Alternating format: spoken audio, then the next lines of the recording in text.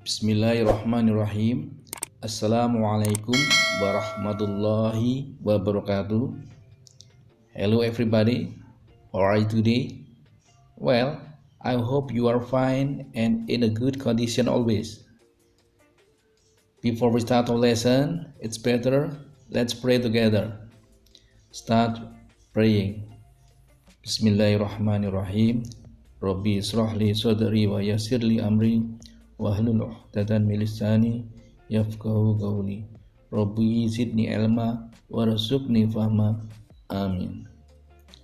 Well, I would like to remind you, don't forget to type your attendance list in e-learning.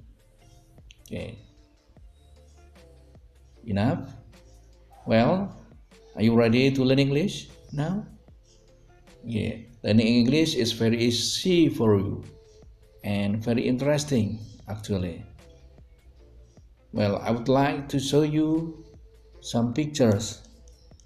Please have a look these pictures. Yeah, there are Danau Toba story, Sangkuriang story, Dewi Sri story, Surabaya story, and then Roro Jonggrang story, the moose deer and the farmer story, the goose with the golden gray eggs, the fox and the crow, and many others. Okay, now based on this picture, can you guess what we are going to talk about? Yeah, that's right. We are going to talk about narrative text. Before we are going to talk about narrative text, it's better we know about basic competence atau kompetensi dasar. Dalam silabus kompetensi dasar naratif teks yaitu 3.7, yaitu membandingkan fungsi sosial, struktur teks, dan unsur kebahasaan beberapa teks naratif lisan dan tulis dengan memberi dan meminta informasi terkait fairy tales pendek dan sederhana sesuai dengan konteks penggunaannya. Adapun untuk keterampilannya 4.7 menangkap makna secara kontekstual terkait fungsi sosial, struktur teks, dan unsur kebahasaan teks naratif lisan dan tulis sangat pendek dan sederhana terkait fairy tales. Adapun dalam cerita naratif itu yang harus kita ketahui tujuannya adalah 1. Fungsi sosial, tujuannya untuk mendapatkan atau memberikan hiburan, mengambil teladan nilai-nilai luhur. Dan yang kedua, struktur teksnya dapat mencakup orientasi, evaluasi, krisis, resolusi, reorientasi. Dan yang ketiga, unsur kebahasaannya kalimat deklaratif dan interrogatif dalam simple past tense. Phrase adverbia, misalnya long time ago, once upon time, in the end, happily ever after, dan lain-lain. Untuk nomina singular dan plural dengan atau tanpa a, this, the, those, my, their, dan sebagainya. Kemudian unsur kebahasaan berikutnya adalah ucapannya dan tekanan intonasi, ejaan, tanda baca, dan tulisan tangan. Okay, now we are more deeply to learn English about narrative. The definition of narrative text. What is narrative text? Narrative text is an imaginative story to entertain people. Artinya, naratif teks itu adalah cerita imajinatif atau hayalan yang bertujuan untuk menghibur orang. Adapun jenis naratif teks, Narrative text itu biasanya berupa cerita imajinasi atau fiktif, atau artinya tidak nyata, seperti fairy tales, dongeng, folktale, cerita rakyat. 3. Myth atau mitos. Yang keempat, fable atau fable.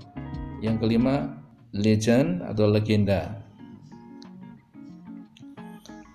Untuk penjelasan yang pertama adalah fairy tales atau dongeng, yaitu cerita rakyat yang biasanya disebut sebagai dongeng atau cerita anak-anak yang berisi banyak keajaiban pada tokoh-tokoh ceritanya.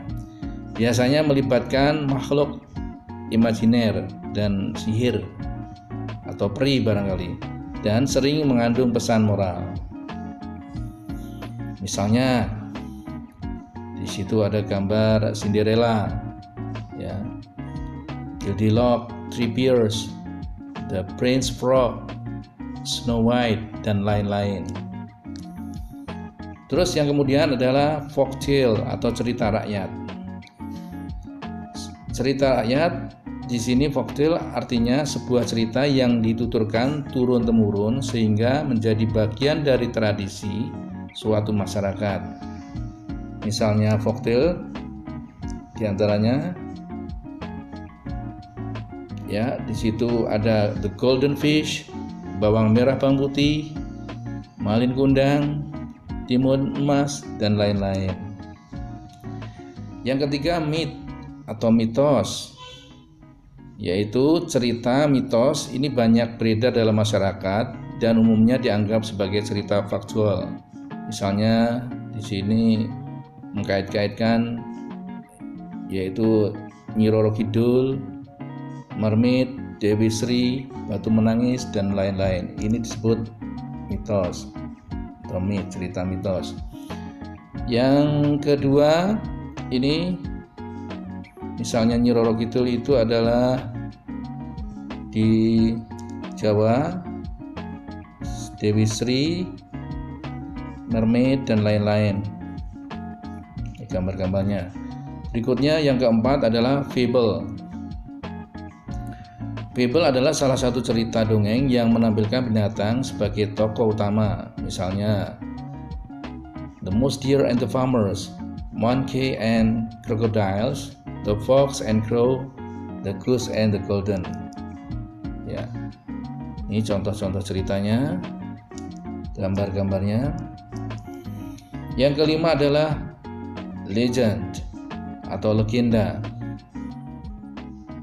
Legenda di sini artinya cerita rakyat yang menggambarkan bagaimana asal-usul suatu tempat itu terjadi. Ya, misalnya di sini Sangkuriang, Surabaya, Danau Toba, Rara Jonggrang, dan lain-lain.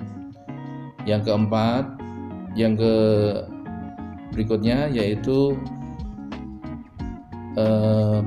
untuk social function atau the purpose atau tujuannya dari teks naratif itu, yaitu tujuannya adalah the social function atau purpose of the narrative text is to amuse or entertain the readers with a story. Tujuannya dari narrative text adalah untuk menghibur pembaca dengan sebuah cerita. Adapun yang B yaitu struktur atau generic structure of narrative text. Jadi kita lebih dalam lagi dalam narrative text itu harus diketahui strukturnya, yaitu satu orientasi atau orientation, yang kedua complication, yang ketiga resolution, dan yang keempat adalah reorientation. Dalam reorientation di sini sifatnya optional, boleh digunakan atau boleh tidak begitu wajib. Kita penjelasan yang pertama, orientation.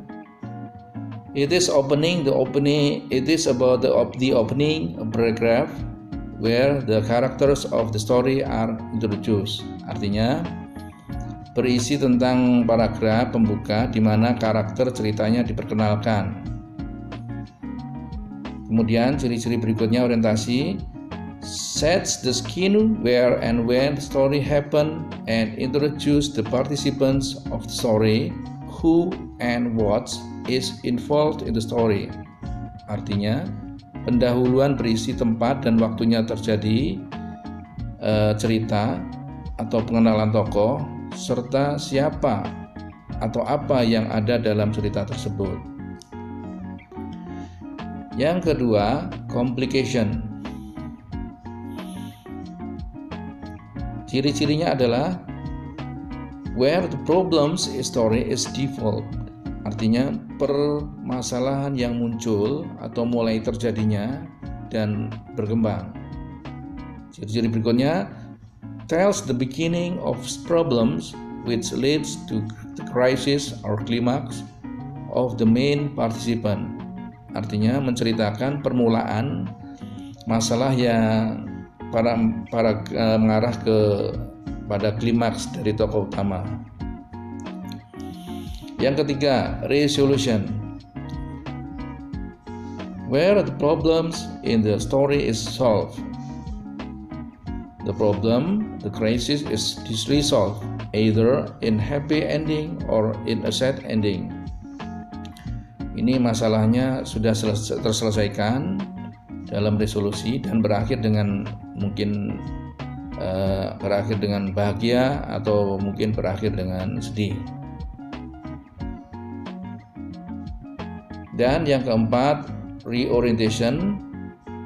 Ini sifatnya opsional, yaitu suatu cerita yang bersifat opsional, ya, berisi tentang pesan moral atau saran atau mungkin pengajaran si penulis. Adapun ciri-ciri kebahasaan naratif teks yaitu atau language features-nya dari teks yaitu pertama past tense, simple past tense ya.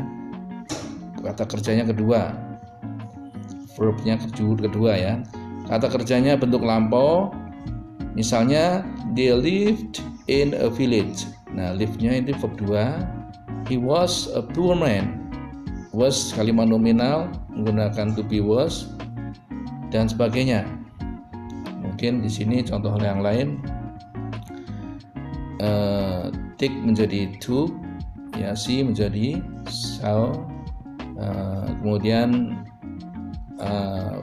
bring menjadi brought dan lain-lain. Banyak sekali contoh dari simple past tense. Kemudian action verb, kata kerjanya aktif, misalnya went, walked, sang, slept, drove dan sebagainya. Kemudian time connectors atau conjunctionnya atau kata penghubungnya ini harus sering ya mungkin digunakan. Misalnya di sini kalian menggunakan kata then, soon, before, after, as soon as dan banyak lagi. Kemudian ciri-ciri dari unsur kebahasaan strukturnya, direct speech atau kalimat langsung. Direct speech, direct itu artinya langsung, speech ya. Kalimat langsung. Misalnya you should go now, said Laras. Kamu harus pergi sekarang, kata Laras. Ini adalah kalimat langsung. Indirect speech. Indirect speech itu kalimat yang tidak langsung. Misalnya di sini the old man said that she didn't find the ring. Artinya wanita tua itu berkata dia tidak menemukan cincinnya. Nah, ini adalah kalimat tidak langsung berkata. Contoh lain ya, orang itu berkata, atau barangkali yang lebih sering itu kata said yang digunakan, atau barangkali tell menjadi told, itu kalimatnya tidak langsung. Kemudian ciri-ciri berikutnya adalah adjektif, kalimat atau kata sifatnya. Misalnya di situ beautiful, old, young dan sebagainya. Ya, cantik, tua, kemudian muda, pintar, atau dan lain-lain. Itu kata sifatnya, bisa digunakan sesuai mungkin dan sebanyak mungkin. Adverb atau keterangannya, misalnya di sini happily atau carelessly, carefully. Atau happily artinya dengan bahagia, kemudian hidup dengan bahagia misalnya, dengan ceroboh, carelessly, atau carefully dengan hati-hati, ya, atau beautifully, dan banyak lagi. Baik, kita lihat di sini ada contoh dari Snow White. Nah, inilah yang disebut dengan bentuk dari teks naratif. Misalnya di sini Snow White, ini sebagai judulnya, title. Once upon a time, there lived a little named Snow White. She lived with her auntie and uncle because her parents were dead. Ini sebagai orientasi pendahuluan ya.